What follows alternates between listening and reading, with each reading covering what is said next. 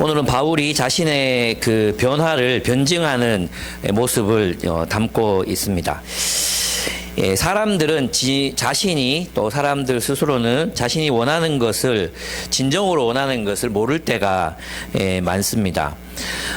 진짜 원하는 게 뭔지 모르기 때문에 그 원하는 것을 채운다고 하지만 엉뚱한 것들을 선택할 때가 많다는 것이죠. 예를 들면 사람들은 이제 목이 마르면 뭘 마셔야 됩니까? 물을 마셔야 되잖아요. 근데 너무나 오랫동안 물을 마시기보다도 음료수나 대체 음료인 뭐 커피나 이런 것들을 너무 많이 마셔왔어요. 그러다 보면 갈증의 신호가 오면 물을 찾게 되는 게 아니고 커피를 마시고 싶다.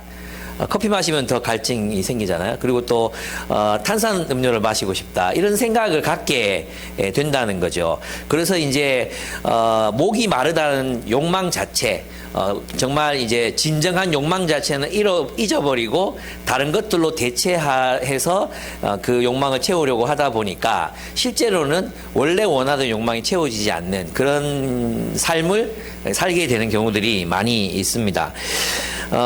이제 배우자를 찾을 때도 대부분 마찬가지였다고 저는 생각합니다. 여러분들은 하나님의 은혜로 좋은 배우자들을 만나셨지만 아무도 동의를 또 안 하시잖아요.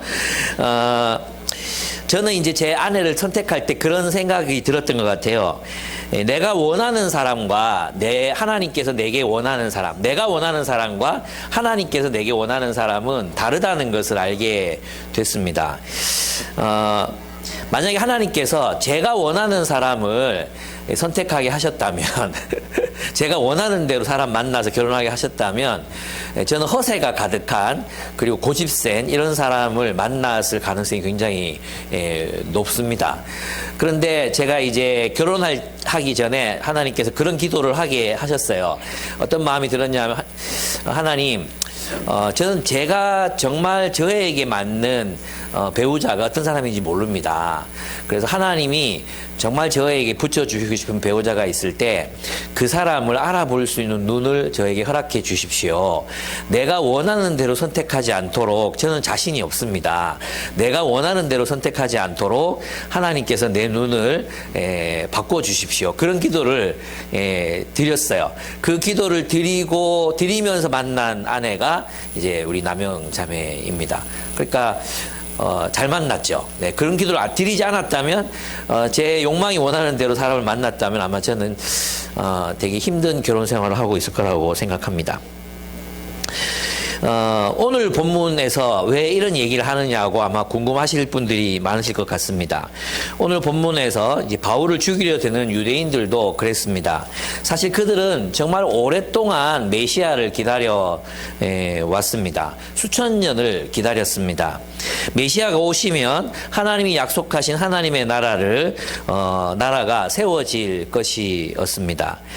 그들이 정말로 원했던 정의가 구현되고 공의가 실현될 것이고 또 평화와 번영이 이루어질 것이라고 그들은 믿고 메시아를 기다렸습니다.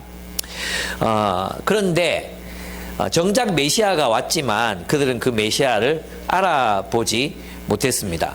그들이 원했던 메시아는 기껏해야 자기 민족, 유대 민족을 부흥하게 하는 또는 독립하게 하는 그런 메시아일 뿐이었습니다.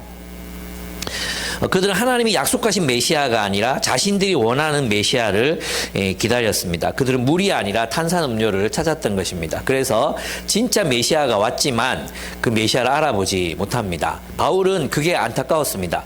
그래서 자신의 과거와 그가 예수를 메시아라고 믿게 된 경위와 그리고 그 이후에 왜 그가 이방인들을 위해서 살아가게 되었는지에 대한 이야기를 오늘 본문에서 이제 나타내 보여주고 있습니다. 1절에서 5절을 보면 바울의 과거가 나타납니다. 바울은 먼저 자신의 과거를 설명하는데 뭐 그는 유대인이요 길리기아 다소에서 태어났고 예루살렘에서 자랐고 가말리아의 문화에서 컸다. 뭐 되게 복잡한 얘기지만 한마디로 말하면 자기는 유대인 중에 유대인이다. 그리고 율법을 정말 사랑했고 하나님을 사랑하는 열심이 있었다. 그렇기 때문에 나도 예수가 메시아라고 주장하는 그 새로운 그게 나타났을 때 나도 그들을 박해했다. 보통 박해한 게 아니다. 나는 그들을 죽이기도 했고 잡아서 감옥에 가두려고도 했고 그리고 감옥에 가두기 위해서 영장을 받아서 다마스쿠스로 가는 중이었다. 이 이야기를 이제 바울은 들려주고 있습니다. 다소는 굉장히 그 문화적인 도시입니다. 유대 사람인 것은 너무나 또 분명하죠. 다소에 살면서도 그는 로마인이었다고 고백하고 있잖아요. 근데 이제 이것이 과연 바울이 로마인이었을까 의심하는 학자들이 있었습니다. 그런데 이제 최근에 어떤 고고학적 발견에서 다소 사람들 가운데 많은 유대인들이 로마 시민권을 가지고 있었다는 것이 확인이 됐습니다. 아마도 뭐 여러 가지 이유가 있었을 텐데 아마도 그 한 100년 전인가 하여튼 좀 그 전에 이 다소 사람들이 로마를 도와가지고 뭐 어떤 일이 이루어지게 해요. 그래가지고 이제 로마 시민권을 받게 됐다는 기록이 있습니다. 그러니까 유대인이었지만 바울의 아버지 또 그 이전부터 아마 로마 시민이었을 가능성이 높습니다. 그러면 이제 바울은 굉장히 높은 지위를 가졌던 사회적 영향력이 있는 가문 출신이라는 것을 우리가 이해할 수 있습니다. 그리고 가말리엘에게서 배웠다 그랬잖아요. 이 가말리엘은 누구냐 하면 힐렐의 손자입니다. 힐렐은 여러분이 아시겠지만 유대 학파의 힐렐과 누구 한 명이 더 있거든요. 샴마이. 이 두 학파가 있는데 양대 산맥 중에 한 사람이 힐렐입니다. 그 힐렐의 손자가 가말리엘이에요. 그러니까 이제 정통 중에 정통에서 배웠다는 거죠. 그러니까 바울은 유대인이다. 나는 그 유대교에 너무나도 열심을 내고 있었던 사람이었다라고 이야기합니다. 물론 그가 이해한 유대교는 성경을 온전히 이해하지 못한 어떤 그런 전통의 산물이기도 했습니다.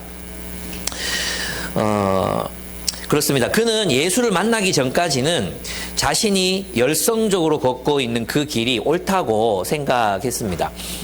그렇죠. 우리 모두도 예수를 만나기 전까지는 내가 살던 삶이 괜찮다고 생각합니다. 문제가 없다고 생각합니다. 그냥 잘 살고 있다고, 열심히 살고 있다고 그렇게들 생각하는 경향이 있습니다. 그러나 예수를 우리가 진짜 만나게 되면 생각이 달라집니다. 이 길이 아니었구나. 그래서 예수님께서는 우리가 걷던 길, 또 우리가 살던 삶을 이렇게 흔들어 놓으십니다. 도전하십니다. 격변이 일어나게 되는 거죠.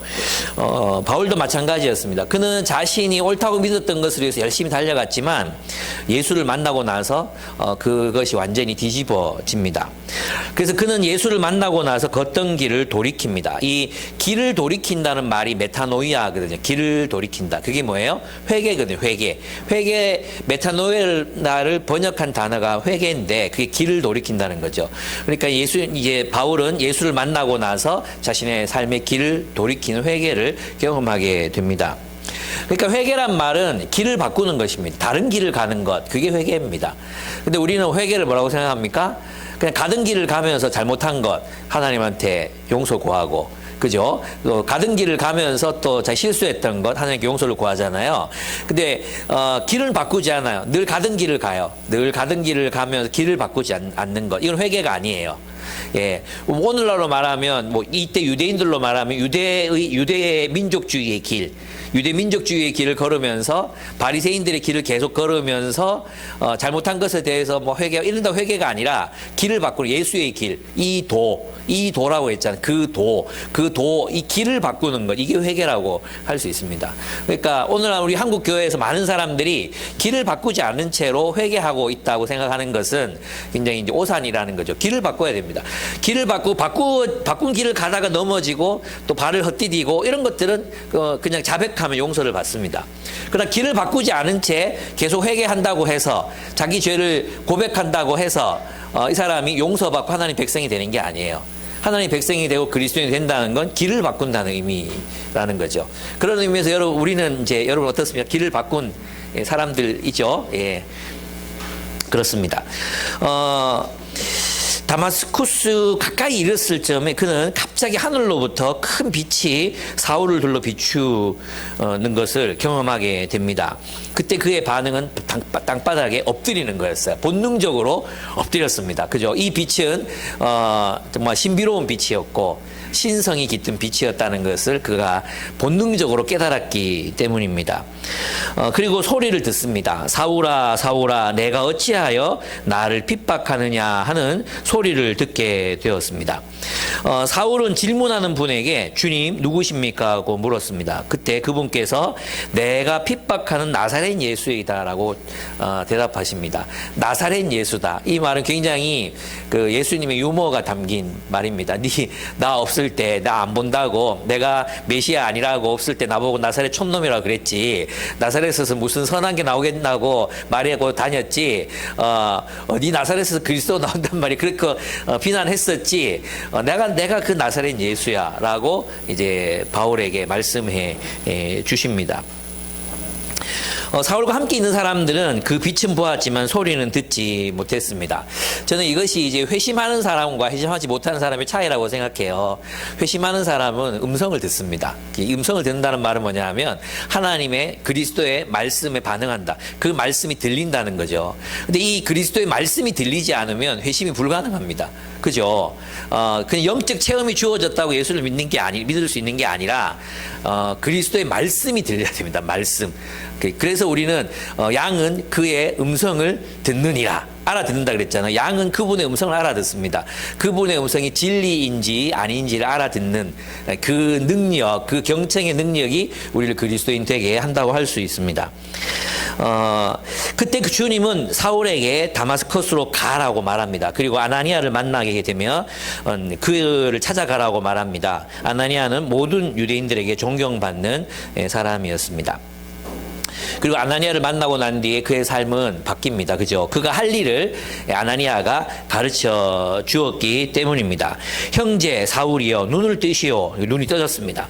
우리 조상의 하나님께서 당신을 택하셔서 자기의 뜻을 알게 하시고 그 의로우신 분을 보게 하시고 그분의 입에서 나오는 음성을 듣게 하셨습니다. 당신은 그분을 위하여 모든 사람에게 당신이 보고 들은 것을 증언하는 증인이 될 것입니다. 이렇게 알려줍니다. 그 이후로 바울의 인생은 달라질 수밖에 없었습니다. 그는 완전히 삶의 방향을 전환합니다. 회개합니다. 그리고 그리스도를 위해서 사는 인생을 살아가게 되었습니다.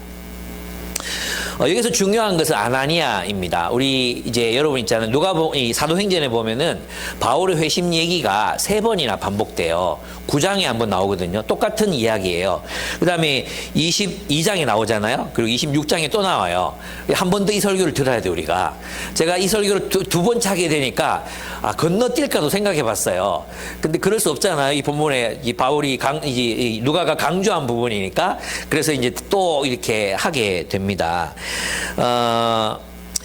여기서 중요한 건 이제 아나니아라는 인물입니다. 그 바울이 아나니아를 만나지 않았다면, 예수님께서 아나니아를 바울에게 보내지 않았다면 바울은 바울이 될 수 없었을 것입니다. 그런 독자적인 길을 걸어갔을 것이고, 그러면 이제 그는 이단이 되었을 거예요. 그죠? 그러나 바울은 아나니아를 통해서 예루살렘 교회와 연결됩니다. 기존 예수님의 제자들과 연결된 공동체가 됩니다. 그래서 바울은 그 안에서 이제 그리스도를 증언하는 삶을 이제 살아갈 수가 있었습니다. 그렇습니다. 우리가 여기서 알 수 있는 건 뭐냐 하면 우리의 신앙에는 아나니아 같은 사람들이 필요하다는 것입니다. 그런 의미에서 우리는 누군가에게 신앙을 배워야 합니다. 혼자 신앙생활을 하는 것은 불가능하다고 할 수 있습니다. 제가 이제 카톡방에 이 모임 이름을 뭐라고 불러야 될지 몰라가지고 그냥 작가 목사님 모임이라고 이제 붙여놓은 그 모임이 있습니다. 이번에는 이제 영남 지역인 울산, 포항, 부산, 대구 이렇게 어쩌다 보니까 각 지역마다 한 명씩 이렇게 있어서 네 분이 모이시는데 이번에는 박영호 목사님이 호스트여가지고 포항에서 모였습니다. 그래서 포항의 영일만 송도 해수욕장 옆에 보면 그 회 공판장이 있거든요. 있거든요. 거기에서 이제 한참 요즘 맛있는 방어회를 그때 진짜 남길 정도로 먹고 남겼어요. 와, 그 방어를 남기다니. 그렇게 많이 먹고 이제 얘기를 나누는데 그때 박용호 목사님이 그런 얘기를 하셨어요. 어떤 한 가정교회를 이렇게 방문을 했는데, 그 하고 나서 이제 느끼신 소감, 있었습니다. 그 교회는 모든 가정교회가 그런 건 아니에요. 근데 어떤 가정교회들을 보면 리더가 없는 가정교회들이 있어요. 우리는 모두가 다 성도다. 가르치는 사람도 없고 지도하는 사람도 없고 이제 그렇죠. 그러면 이제 좋은 말로는 모두의 리더가 되는 교회죠. 되게 민주적이고 좋아 보이잖아요. 다른 말로 하면 그냥 모두가 목사인 교회인 거예요. 한마디로 말하면. 그러니까 어떻게 생각하면 그 누구의 지도나 통제나 또는 뭐 교육이나 이런 걸 받지 않는, 그래서 모두가 자기 목소리를 높이는 그런 교회, 그런 교회인 거죠. 그러면서 이제 거기를 갔다 오면서 이제 드셨던 생각을 이렇게 얘기를 하시는데, 이런 거예요. 여러분 자기 머리 자기가 깎은 사람 한번 손 들어보세요. 자기 머리 자기가 빠마했다. 빠마하고 또 머리 깎았다. 이런 사람 있습니까? 예. 진짜 자기 머리를 깎을 수 있죠. 예. 빡빡 밀면 되잖아요. 빡빡 밀면 되는데, 예쁘게 단장을 하려면 누군가가 내 머리를 만져줘야 되잖아요. 그죠? 그런데 이제 그 교회를 보면서 느꼈던 게 어떤 것이었냐 하면, 모두가 자기 머리는 산발이 돼 있고 막 산만한데 남의 머리를 보면서 너 머리 엉망진창이다. 이렇게 이야기하는 그런 모습이 떠올랐대요. 예, 모두가 산발로 막 이렇게 돼 있는. 예. 우리 그렇게 되기가 쉽죠. 특별히 이제 MZ들 있죠. 여러분 MZ잖아요. MZ들은 민주적인 거 굉장히 중요하게 생각합니다. 그래서 다 한 표예요. 다 한 표. 그죠? 그래가지고 지도를 받는다든지 뭐 이런 게 아니고 모두 자기 목소리를 내는 거예요. 그러니까 엉망진창인 거죠. 어떻게 생각해보면. 다 지쳐있고 다 산발이고 뭐 이런 모습. 그래서 정말 필요한 게 뭔지 아십니까? 지도를 받는다는 것. 이게 굉장히 중요해요. 리더들이 있다는 것. 그 리더가 우리들에 대해서, 그 영적인 리더가 우리에 대해서 어떤 이야기를 들려줄 때 들을 수 있는 사람이 되는 것. 이게 정말 우리의 영적 성장에서 굉장히 중요하다는 것입니다. 근데 우리는 혼자 클 수 있다고 생각하거든요. 애들 키워보면 알지만 혼자 못 크거든요. 어른도 마찬가지입니다. 예. 이 얘기 자주 합니다. 그죠? 그런데 이제 한 분이 또 이렇게 얘기를 들으시다가 이제 이런 얘기를 했어요. 이분이 교회개혁 운동을 하시는 한 목사님이 계신데 꽤 이제 유명하신 분이에요. 근데 이분이 이제 일을 하시는데 만나서 이런 충고를 해드렸대요. 네가 이렇게 막 나가는 거 좋아. 괜찮아. 네가 원하는 일을 하는 거 좋아. 근데 네가 존경하는 누군가가 너에 대해서 멈추라고 하면 잠깐이라도 멈추라고. 무슨 말인지 아시겠죠? 예. 네가 존경하는 누군가가, 네가 어른으로 모시는 누군가가 너에게 너 지금 멈춰야 돼. 이렇게 말하면 그 선을 넘지 말라고. 그리고 멈춰보라고. 적어도 멈춘 신용이라도 하라고. 이렇게 얘기를 드렸대요. 근데 이분이 안 들을 줄 알았는데 이분 말씀을 듣고 물어보고 조언을 구하고 그렇게 하시더라고요. 그래서 이 목사님 말씀하니까 이분은 정말 참 존경한다고, 그 부분을 존경하게 됐다고 이렇게 얘기하시더라고요. 근데 그렇게 할 수 있는 사람이 많지 않거든요, 사실. 여러분도 지금 이 얘기를 들으면서 있잖아요. 어떤 생각이 들어요. 이 나이에 내가 누구 지도를 받아, 이런 생각이 들잖아요. 성경에서 뭐라 그랬어? 피차 권면하라 그랬잖아. 피차 권면하라. 근데 우리는 누가 나한테 권면하면 그걸 그렇게 싫어해요. 예. 이 나이에 내가 누구 지도를 받을 나이입니까? 이러는데, 받아야지. 그러면 평생 배워야 되지. 안 그렇습니까? 배우기를 멈추니까 꼰대가 되고, 자기 모습이 어떤지 모르고 그런 거 아닙니까? 나도 마찬가지로 여러분에게 저도 배워야 되듯이, 여러분도 누군가에게 계속 이렇게 배우셔야 됩니다. 우리 박재복 집사님 저보다 연배도 훨씬 많으시잖아요. 훨씬 많으시고 그러신데 이제 저랑 1대1로 만나 성경 공부 하시거든요. 시간이 되실 때마다 연락 오셔가지고 이제 만나 성경 공부를 하세요. 진짜 열심히 배우세요. 예. 저는 정말 존경하는 마음이 들어요. 진짜. 정말 존경합니다. 이혁수 집사님 시집 잘 가셨습니다. 여러분 있잖아요. 우리가 그런 마음들이 우리에게 서로에게 있어야 합니다. 배워야 됩니다. 아시겠죠? 여러분에게 아나니아 같은 사람이 있어야 되고 찾으셔야 돼요. 예. 그렇습니다. 세 번째, 그 결과로 이제 바울은 이방인 선교를 부르심 받았다는 사명을 알게 됩니다. 아나니아가 말해줬죠. 그리고 또 사울이 예루살렘으로 돌아와서 기도할 때였습니다. 그 기도할 때 환상 가운데 주님이 나타나셔서 말씀하시는 것을 듣습니다. 저는 사도행전을 보면서 이제 좀 생각되는 게 뭐냐면, 다 언제 주님을 만납니까? 환상 가운데 만나고 하나님의 어떤 음성을 듣기도 하고 환상을 보기도 하고 언제 그렇게 합니까? 기도 시간이잖아요. 기도 시간. 그래서 저는 그냥 일상을 살다가 이런 일이 있는 게 아니고 그들이 기도할 때 이런 역사들이 나타나고 기도하러 가다가 역사가 나타나고 이렇잖아요. 기도해야 되겠다 이 생각이 들었어요. 이 기도에는 듣는 기도가 있어요. 그죠? 우리가 BSM 하는 이유가 뭡니까? BSM 하는 이유는 하나님의 말씀을 듣기 위해서 BSM 하는 거거든요.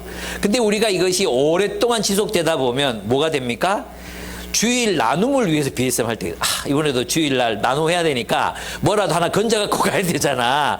대충 봐도 이제는 한 20년 했으니까 쑥 훑어봐도 이거다. 이렇게 나오잖아. 그죠? 그래서 나누기 위해서 BSM을 하면 안 된다는 거예요. 우리가 왜 말씀을 묵상합니까? 하나님의 음성을 듣기 위해서 아닙니까? 하나님을 만나기 위해서 하는 거잖아요. 그래서 우리가 이 BSM을 할 때, 묵상할 때 하나님 만나고자 하는 그 갈망이 있어야 되는 거죠. 그때 이런 역사도 나타나고 하나님이 내가 지금 진짜 고민하고 있는 문제들에 대해서 답을 주시기도 하고 저는 뜻밖의 음성으로 나를 감동시키시기도 하고 이 경험이 우리에게 있어야 되는데 우리는 이 듣는 기도가 너무 약한 거죠. 예. 그냥 나누기 위해. 그래서 여러분 마음에 이 BSM을 하다가 이 감동을 잃어버린 지 얼마나 되셨는지 하나님이 내게 이런 말씀 들려주시는구나. 이런 것들을 잃어버리고 살아간 적이 얼마나 한번 반성해 볼 필요가 있습니다. 지금 우리는 왜 BSM을 하고 있는가? 주일날 나누기 위해서 사람들에게 보여주기 위해서 BSM을 하고 있지는 않은가? 진짜 내가 하나님을 만나고자 하는 열망과 갈망으로 하나님을 만나고 있는가? 그때 뭔가 환상도 보고 좀 황홀경에도 빠지고 주님도 만나고 이래야 될 거 아닙니까? 예, 그런 경험도 우리에게 있었으면 좋겠다. 근데 바울도 이런 경험을 매번 기도할 때마다 경험한 게 아니에요. 그죠? 일생에 지금 보면 한 두세 번 정도 경험한 거잖아요. 또 말하지 않으면 3천층 갔다 온 거 이런 거 얘기하잖아요. 그러니까 우리도 이제 이렇게 하나님의 말씀, 하나님을 만나기 위해서 말씀을 묵상해야 되겠다. 또 기도해야 되겠다. 또 기도함으로 그 시간에 우리가 주님의 결정적인 음성을 듣게 됩니다. 그래서 우리의 기도가 너무 메말라 있다면 또 많은 분들이 토요일에 우리 리더분들은 토요일 기도회가 있잖아요. 그 기도회가 어쩌면 여러분이 기도할 수 있는 유일한 시간 아닙니까? 깊이 있게 기도할 수 있는 유일한 시간 아닌가요? 집에서 그렇게 한 시간씩 기도하시나요? 안 할 것 같은데 못할 것 같은데 그렇게 하신다면 토요 기도에 늦게 와도 괜찮아요. 그죠? 근데 기도 시간에 기도 안 하고 저 밖에 있거나 나는 그 이해가 잘 안 돼. 왜 기도를 안 하지? 기도회에 와서 리더 모임 시간에 맞춰서 왜 그렇게 할까? 기도해야 됩니다. 우리가 합심해서 기도하고 개인적으로 기도하고 또 말씀을 듣기 위해서 기도하고 이 기도가 우리에게 풍성하게 있을 때 정말 우리가 뜨거운 마음으로 바울처럼 그렇게 살아갈 수 있다고 저는 생각합니다. 네, 그런 성령의 음성을 따라서 또 주님이 말씀하셔서 예루살렘을 떠나게 됩니다. 이때 이제 유대인들이 완전히 이제 입을 보고 뭐라 하죠? 급발진을 막 하죠. 그 전에는 잘 듣고 있다가 바울이 이렇게 알잖아요. 자기들도 아는 이야기잖아요. 대제사장한테 영장을 받아가지고 다메스커스로 가고 있었고, 근데 바울이 바뀌었잖아요. 갑자기 입장이 바뀌어가지고 예수가 그리스도라고 막 증언하는 그런 입장이 바뀐 것 사람들이 아니까 신기하게 들었던 것 같아요. 그런데 여기 보면 이방인에게로 가라고 했다. 이방인에게로 가라. 이 말에 완전히 뒤집어진 거예요. 그러니까 그들은 메시아를 기다렸는데 어떤 메시아를 기다렸습니까? 민족주의적인 메시아를 기다린 거죠. 그러니까 구약 성경에서 예언한 메시아는 하나님이 보내시는 그 왕은 굉장히 우주적인 왕이거든요. 크고 넓고 깊어요. 그죠? 그 메시아는 이 세상에 진정한 정의, 진정한 공의, 진정한 평화를 가져다 주실 왕이시거든요. 그런데 이스라엘 민족이 기다렸던 그 유대인들이 지금 기다리고 있는 이 메시아는 그런 크고 깊고 넓은 풍성한 메시아가 아니라 민족주의, 기껏해야 유대 민족 잘 먹고 잘 살게 해주는, 유대 민족을 이 강대국으로 만들어주는 그런 메시아로 좁혀버린 거죠. 그들은 생수 대신 탄산음료를 찾고 있는 거예요. 예. 그죠? 그들의 목마름을 채워줄 진정한 것을 구하는 게 아니라 그들이 만들어낸 그냥 그 습관, 세상의 문화, 또 그들의 유행, 그들의 어떤 역사와 문화에서 형성된 선입견, 그것에 좁아져 있는 그리스도를 지금 그들은 찾고 있는 것입니다. 저는 많은 부분에서 이제 종교개혁 이후에 이제 한국 종교개혁 이후에 개신교가 이렇게 좁아져 있는 부분들이 많다고 생각해요. 그 대표적인 게 뭐냐면 이제 이 얘기가 어떻게 들릴지 모르겠는데 여러분 그리스도 중심 설교라는 말 들어보셨죠? 그리스도 중심 설교. 그죠? 그 모든 설교는 그리스도를 나타내야 돼. 너무 멋진 말이잖아요? 좋죠? 틀리지 않았죠? 근데 문제는 뭐냐 하면 이 그리스도 중심 설교라는 말을 어디서부터 보느냐 하면, 루터가 말했던 이신칭의로 그리스도 중심 설교를 보는 거예요.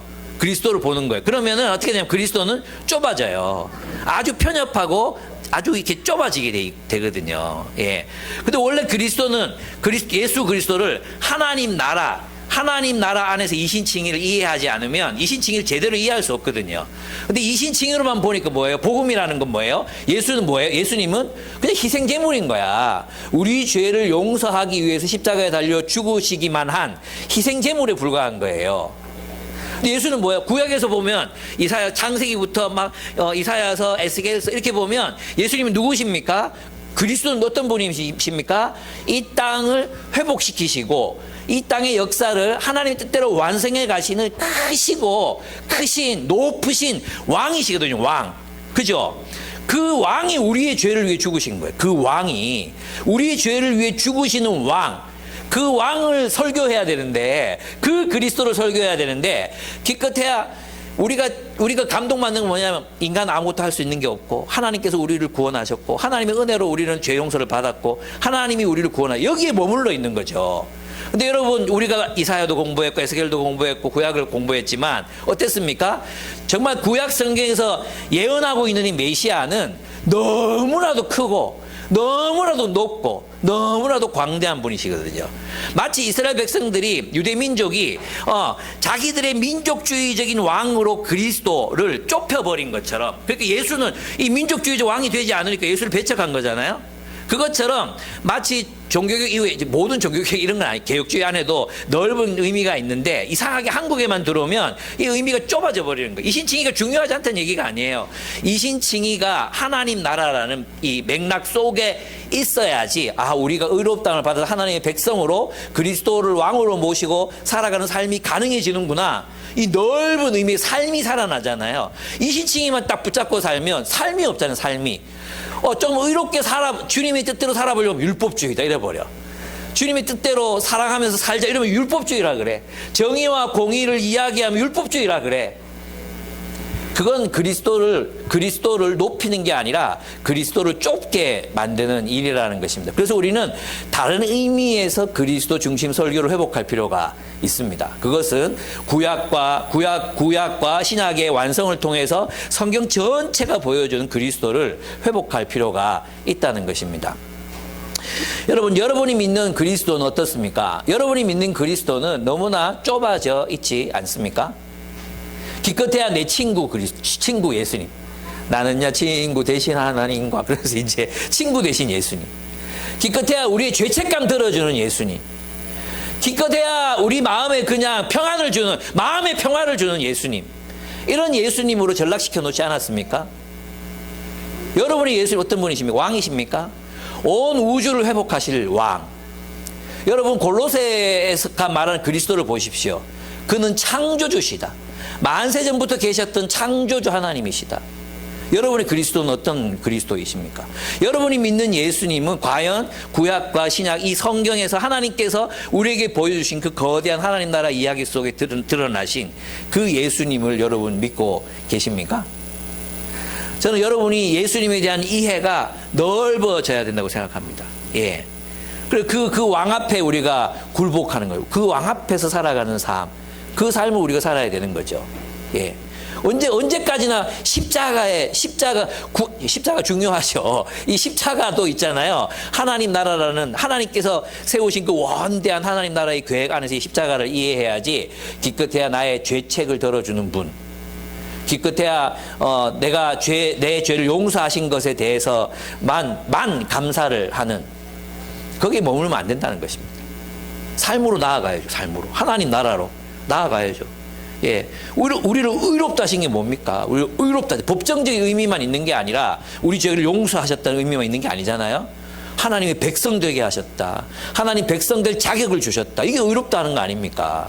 그럼 이제는 우리가 하나님 나라 백성으로 살아야 되는데 왜 우리의 삶은 이런 삶이 없는 기독교, 그저 죄 용서만 있는 기독교, 그래서 미량 같은 영화가 나올 수밖에 없게 만드는 그런 기독교를 우리가 만들어냈냐는 거예요.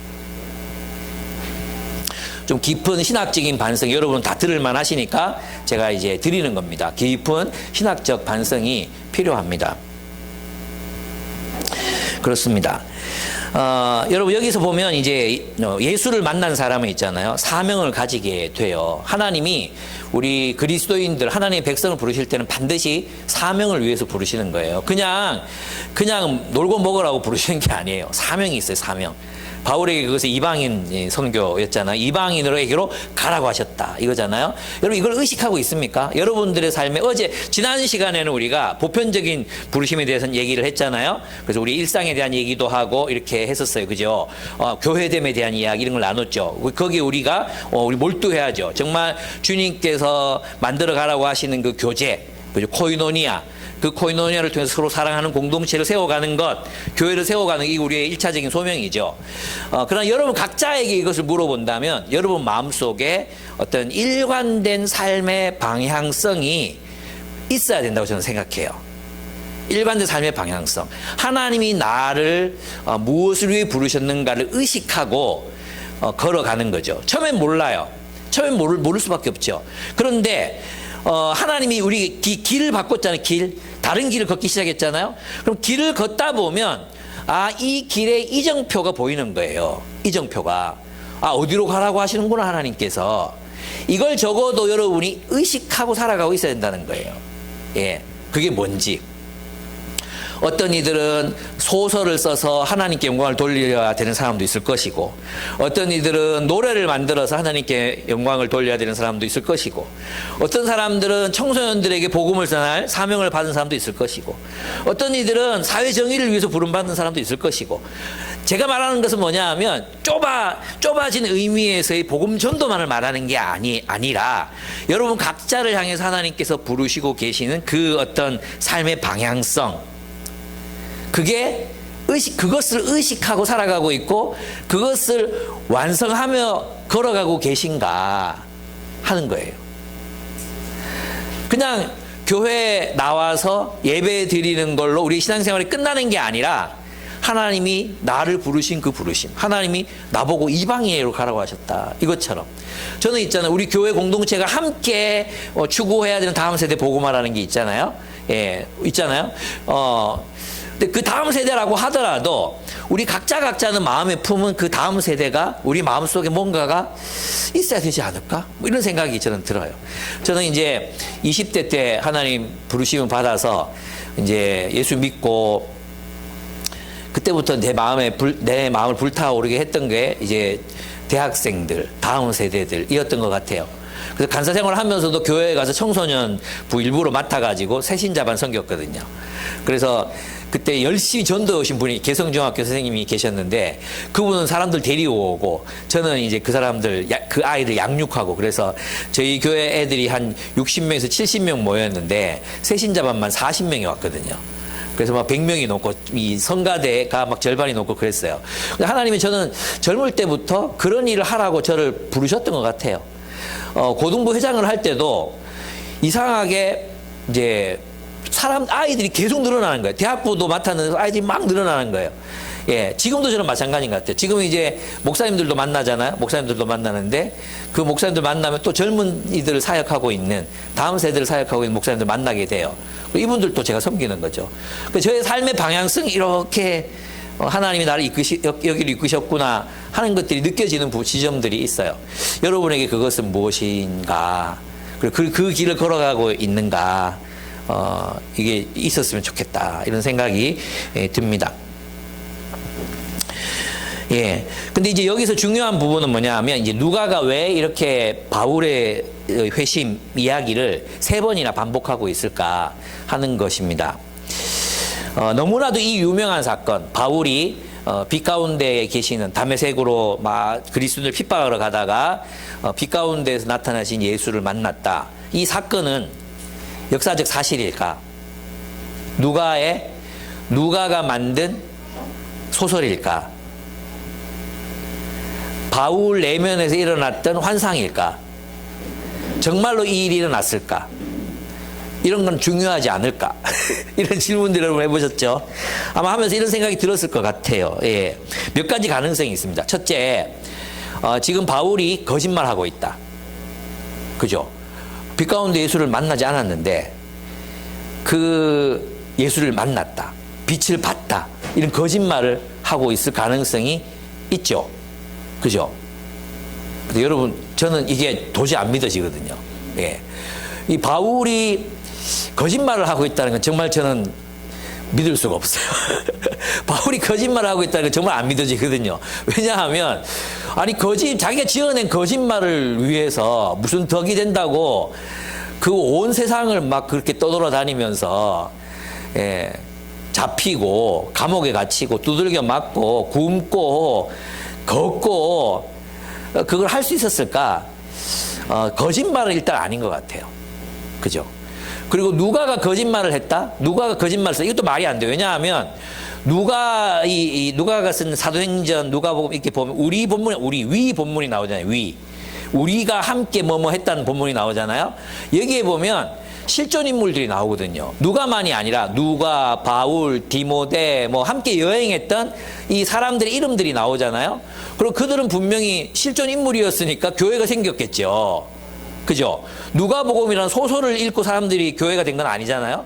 교회가 먼저 있었으니까 바울의 복음 전도로 교회가 생겨났고, 그렇다면 이것을 이제 있지도 않은 일을 누가가 소설로 만들었을 가능성은 거의 희박하다 할 수 있습니다. 왜냐하면 누가와 바울이 끝까지 또 이제 고생길을 함께 하잖아요. 끝까지 바울이 감옥에 가 있을 때 끝까지 곁을 지켰던 사람은 누가거든요. 누가. 예. 그리고 누가의 삶이라든지 또 바울을 따라다니면서 그가 얻을 수 있었던 것은 실질적인 어떤 경제적인 이익이라든지 이런 거는 전혀 없었기 때문에 이것도 거짓말 아닌 것 같아요. 또 하나는 뭐냐 하면 바울이 그냥 믿었다. 뭔가 이제 거울 같은 게 반짝였는데 갑자기 예수님이 나타난 것처럼 착각하고 그 사건을 그냥 이렇게 믿었다. 예. 이렇게 볼 수도 있잖아요. 뭔가가 막 강력하게 반사된 빛을 보고, 스데반 죽인 것도 생각나고 막 그러면서 이렇게 생각할 수도 있잖아요. 저는 이것도 거의 가능성이 없다고 생각합니다. 네. 왜냐하면 이건 이제 가장 강력한 반박의 증거는 뭐냐면 아나니아. 이 경험을 바울 혼자 한 게 아니거든요. 바울 혼자 한 게 아니라 바울 주변에 있는 사람들도 빛은 봤잖아요. 그리고 아나니아에게도 주님이 나타나셔서 바울을 만나라고 말하잖아요. 만나서 눈뜨게 해주고 뭐 하라고 이야기해 주잖아요. 그러면 이 두 사람은 서로 모르는 사람이었잖아요. 한 사람은 그리스도를 잡아 죽이러 하고 영장 받아서 가고 있는 사람이었고, 이게 사전에 약속되지 않는 한 아나니아는 존경 많은 유대 그리스도인이었고, 그죠? 이게 사전에 약속되지 않는 한 이런 일이 일어나는 거 불가능하잖아요. 근데 분명히 바울의 삶을 볼 때 이런 걸 미리 계획해 놓고 거짓말을 했는 것 같지는 않거든요. 그럼 아나니아의 존재를 우리가 설명해야 되는데, 아나니아에게 하나님이 말씀하셨다고밖에, 주님이 나타나셔서 바울을 찾아가라고 말씀하셨다고밖에 다른 설명할 수 있는 이유가 전혀 없어요. 예, 바울만 그때만 해도 살기등등해가지고 그리스도인들 잡아가지고 죽이겠다, 돌로 쳐 죽이겠다, 그러고 뭐 또 예루살렘 붙잡아가지고 감옥에 쳐넣겠다, 너희들 부모 자식 다 갈라놓겠다 이랬던 사람인데, 그런 사람을 아나니아가 찾아가서 뜬금없이 지금 뭐 회심도 안 한 그런 막 충격도 없는 눈 멀지도 않은 그런 바울 찾아가가지고 눈떠락하고 막 그게 네가 하나님이 너를 이방인을 위해 부르신다 이렇게 얘기했다가는 네 뭔데 이래서 잡혀갔을 거 아니에요.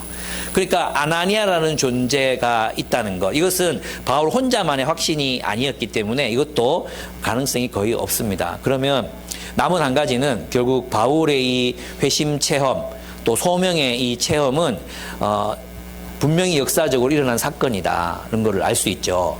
그럼 그게 왜 중요하나? 왜 중요합니까? 누가는 이것을 왜 중요하게 생각합니까? 네, 누가복음과 사도행전을 읽는 데오빌로, 그리고 누가의 교회들, 바울이 개척한 그 교회들이 바울의 증언이 진실하다는 것을 말해주기 위해서 3번이나 반복하는 거예요. 이해되십니까? 그래서 우리도 똑같이 있잖아요. 이 바울의 이 증언, 바울의 이 변증을 깊이 생각해 봐야 되는 거죠. 바울의 증언이 진짜 맞나? 진짜 맞다면 예수가 메시아가 맞다는 거예요. 맞죠? 그죠? 그러면 뭡니까? 유대인들이 그렇게 기다려온 하나님의 나라가 이 예수와 함께 도래했다는 겁니다. 도래했다는 거예요.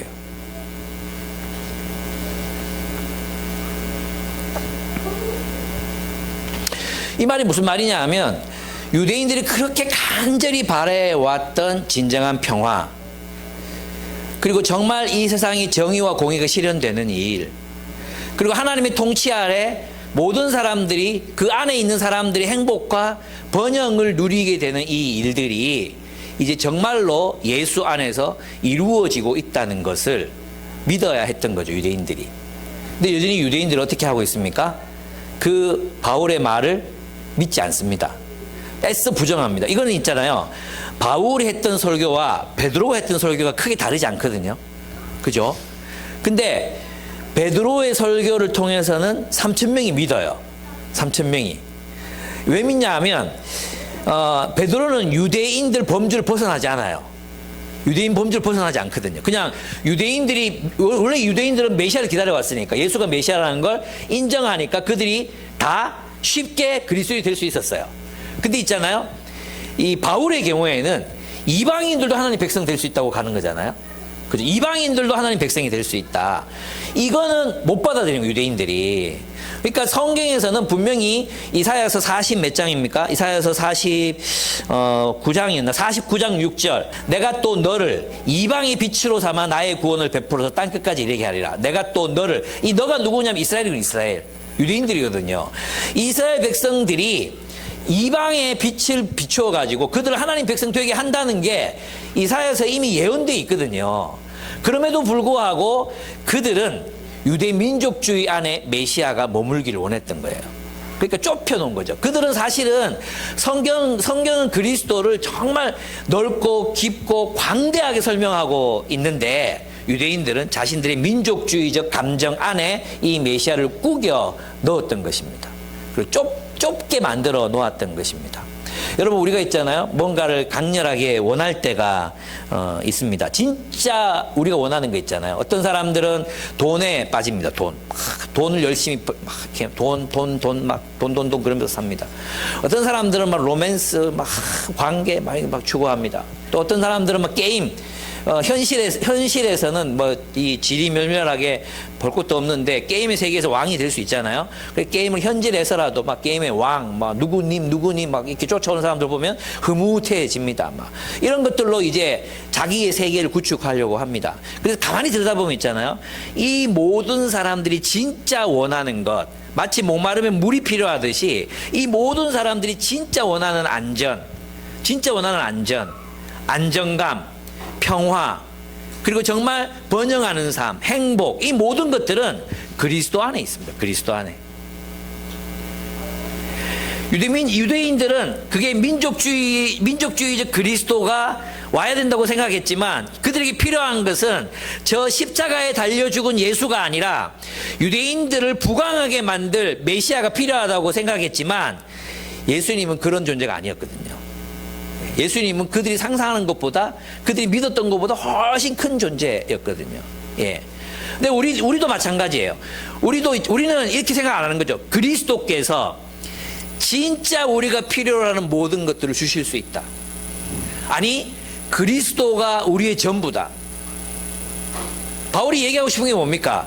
너희가 원하는 그 메시아가 오시면 너희들을 통해서 너희들에게 이루어 주시겠다고 하신 그 모든 하나님 나라의 약속, 그건 그리스도 안에 있다.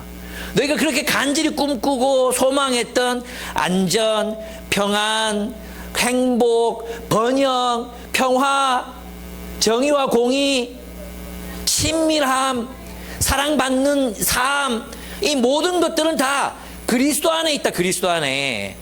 너희가 바라보는 그 메시아, 우리가 메시아라고 만들어 놓은, 구원자라고 만들어 놓은 가짜 우상들에게 있는 게 아니고, 돈에 있는 게 아니고, 만몬에 있는 게 아니고, 게임 속에 있는 것도 아니고, 어떤 성취에 있는 것도 아니고, 그리스도 안에 있다. 그리스도는 이 모든 성취와 삶의 의미와 친밀함, 이 모든, 너희들이 원하는 그 모든 것들, 그 모든 것이 되신다.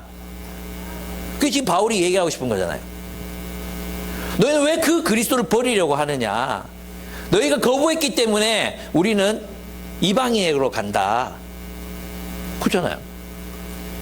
여러분, 우리에게 정말 그리스도께서 나의 노후를 책임지실 수 있고, 그리스도께서 우리의 진정한 안전이 되시고, 그리스도께서 우리의 진정한 번영이 되신다는 것을 여러분 믿으십니까? 그래서 그리스도 안에서 살고 계십니까? 그리스도 안에서. 여러분이 행하는 그 모든 것들이 그리스도 안에서 이루어지고 있습니까? 일부 예배 때 청소년들이 있었잖아요. 게임도 하고, 어떤 애들은 아이돌 너무 좋아해. 아이돌 좋아해가지고 막 또 뭐 그 생일 파티도 하고, 근데 그 생일 파티에 그 아이돌은 없는데 지들끼리 생일 파티 막 해주는 거예요. 저는 지금 이런 거 우상숭배 아닌가? 어쨌든 그랬어요. 어쨌든 그런 아이들이 있어요. 그죠? 근데 제가 얘기했어요. 연예인 좋아하는 거 좋아. 근데 그걸 그리스도 안에서 좋아하라고. 변화시키라고. 그냥 아이돌을 좋아하는 게 아니라, 만약에 너희들이 좋아하는 가수가 정말 가사가 훌륭한 가수가 좋고, 또는 뭐 너희들이 음악을 좋아한다면 그 음악의 세계 속에 어떻게 하나님의 뜻이 실현될 수 있을지 가사도 쓰고, 그런 좋은 가수들을 발굴해서 홍보도 하고, 그렇게 덕질을 하라고. 게임이 좋냐고. 우리 게임 좋지. 그럼 게임을 하되 욕 쓰지 말고 하라고. 아주 멋지게 게임하는 사람 모습도 보여주라고. 그리고 좋은 게임이 있으면 그 게임으로 사람들하고 하자고 말하라고. 너 폭력적 이런 거 하지 말고. 영화 좋아하냐? 웹툰 좋아하냐? 요즘 애들 지금 웹툰, 유튜브나 뭐, 왜 공감대가 없을까 했는데, 얘들은 웹툰을 보더라고요, 웹툰. 그러니까 이제 나도 웹툰을 보려고 몇 개 이제 이름을 이제 따놨어요. 그리고 이제 열심히 공부하려고 그래요. 그리고 웹툰 좋아하냐? 그럼 강풀 같은 사람도 어떻게 뭐 만화를 그리는지, 기독교 세계관에 그 웹툰이 어떻게 담겨 있는지를 보라고. 그래서 만들어 가라고. 우리가 있잖아요. 그리스도 안에 있다는 게 뭐냐 하면, 이 그리스도 안에서 우리가 하는 모든 것들을 그리스도를 위해서 그리스도 안에서 누리고 향유할 수 있잖아요. 그죠? 세상적인 방식이 아니라. 그래서 우리가 그 좁아터진 있잖아요. 뭐 만몬, 돈이 우리를 이렇게 돈이 메시아가 해줄 수 있는 것들, 그리스도가 할 수 있는 것들을 돈이 해줄 수 있다고 믿는 거 아니란 거예요. 또는 뭐 남편이 남편만 변하면 내가 행복해질 수 있다. 이것도 아니란 거예요. 예. 그리스도 안에서 우리 자신이 할 수 있는 것들을 변화시켜 나가는 것입니다. 예. 그게 우리가 해야 될 일이라는 겁니다. 그렇습니다. 여러분, 예수께서 우리에게 주시고자 하셨던 것이 무엇이었습니까? 생각해 보면 너무나 넓고 커요. 아버지 되시는 우리 하나님. 하나님 우리 아버지 되신 아버지. 예수께서는 진짜 우리 아버지가 되시는 하나님을 우리에게 주십니다. 우리는 그 하나님을 가지고 있어요. 하나님을 아버지라고 불러요. 아빠라고 불러요. 우리는. 그 하나님과의 친밀한 교제, 하나님의 품을 누리고, 그분 안에서 그분의 보호를 받고, 그분의 지혜를 배우고, 그분과 교제하는 삶. 성자 예수 그리스도. 그리고 성령님, 우리가 동행하시는 성령님. 이 우리가 가지고 있는 자원들입니다. 우리가 그리스도를 알게 될 때 얻게 되는 것들입니다. 진짜 사람들이 원하는 것, 공동체, 진짜 공동체, 서로를 돌보는 공동체, 정말 원하는 거 아닙니까? 정말 우리는 저는 있잖아요. 모든 드라마, 지금 우리 한국에서 나오는 모든 드라마들이 다 공동체 지향이에요. 이렇게 힘든 세상, 괴물이 가득한 세상에서도 우리는 서로를 지켜야 돼. 우리는 서로를 사랑해야 돼. 이런 거 아닙니까? 예, 막 모함 받아가지고 제주도로 다시 쫓겨났어. 그 안에 그 친구들 있어, 친구들. 그 사람들 있어가지고 그래도 보호받고 또 막 3달 뭐 있잖아요. 뭐 제주도 막 그런 거 있잖아요. 신의 성인가 나오는 그 드라마. 전부 공동체예요. 진짜 사람들이 원하는 게 뭡니까? 진정한 의미에서 공동체잖아요. 예수께서 가지고 오셨어요. 우리 예수의 계명을 따라 서로 사랑할 때 그런 공동체 세상에 세워지는 것입니다. 삶을 위한 지혜, 인생을 위한 계획과 목적, 인도받는 삶, 영원한 삶, 하나님의 나라, 기쁨, 고난을 이길 힘, 에너지, 이 모든 것들이 그리스도 안에 있습니다. 그러나 우리가 집착하고 있는 것들이 있습니다. 그리스도가 아닌 것들에 집착하고 있는 것들이 있습니다. C.S. 루이스가 그런 얘기 했잖아요. 자주 말씀드렸지만 하나님께서는 우리에게 멋진 해변에 가서 휴가를 즐기자고 하시는데 우리는 동네 골목에서 지능놀이나 하겠다고 우기고 있는 어린아이들 같다 그랬잖아요. 그죠? 하나님께서는 우리에게 더 풍성한 삶을 약속하고 계시는데 우리는 그것을 못 믿는 거예요. 못 믿으니까 그리스도의 말씀을 따라 살지 못하는 겁니다. 그리스도는 우리에게 용서하라고 하시는데 우리는 용서를 못하고요. 그리스도는 우리에게 베풀라고 하시는데 우리는 움켜잡고 있고요. 그리스도께서는 먼저 그 나라와 그 의를 구하라고 하시는데 우리는 우리의 성을 구축하는 일에 바쁘고요. 그렇지 않습니까? 우리가 그리스도를 신뢰하지 못하기 때문에 일어나는 일들이라는 것입니다. 그렇습니다. 오늘 우리는 본문을 통해서 그런 얘기를 시작했습니다. 사람들은 진정으로 자신이 원하는 것을 모를 때가 많아요. 진짜 원하는 것. 그걸 몰라. 물이 필요한데 음료수를 자꾸 찾아 마셔. 그러면 목마를 수밖에 없잖아요. 네, 진짜가 오셨어요. 진짜. 유대인들은 그 진짜가 왔는데 그 진짜를 놓치고 있었습니다. 우리는 진짜를 만나야 됩니다. 이제 진짜 그리스도, 진짜 예수 그리스도, 이 그리스도 안에서의 진정한 삶을 시작하는 또 우리가 됐으면 좋겠어요. 예. 내가 지금 어디에 있었나를 한번 돌아보고 그리스도를 다시 바라보고 그리스도를 얻고 그리스도 안에서 살고 그리스도를 누리고 그 그리스도 안에서의 삶을 살아가시는 저와 여러분의 삶이 되기를 축복합니다. 함께 기도하겠습니다.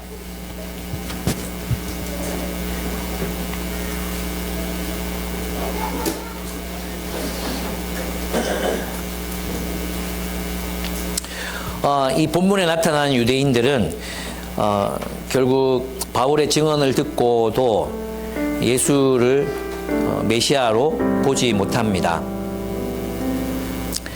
바울의 증언은 분명히 힘이 있습니다. 그건 진실이 가진 힘인 것 같습니다. 바울의 말이, 바울의 증언이 진정한 것이라면 예수는 우리의 모든 것이 됩니다. 유대인들은 성경이 말하는 예수 메시아, 성경이 보여준 메시아를 자신들의 아집 때문에, 자신들의 욕망 때문에 보지 못합니다. 우리도 그렇게 될 수 있습니다. 성경이 보여주신 그 그리스도, 우리가 그 그리스도를 사랑하지 못하고 그리스도를 위해 살지 못하는 이유들을 보면 결국 그 그리스도를 알지 못하기 때문인지 모르겠습니다. 우리가 그 그리스도를 사랑했으면 좋겠습니다. 이 시간 주님 앞에 고백하면서 나아갔으면 좋겠어요. 주님, 사랑합니다. 주님, 내가 내 모든 것, 내가 필요로 하는 모든 것, 주님은 내가 원하는 모든 것입니다. 주님 안에 모든 것이 있습니다. 그래서 내가 그리스도를 얻고 그 안에서 발견되기를 원한다고 고백했던 바울처럼 그리스도로 말미암아 살고 그리스도로 인하여 또 주를 위해 살아가는 그런 우리의 인생이 될 수 있도록 기도를 드렸으면 좋겠습니다. 함께 기도하시겠습니다.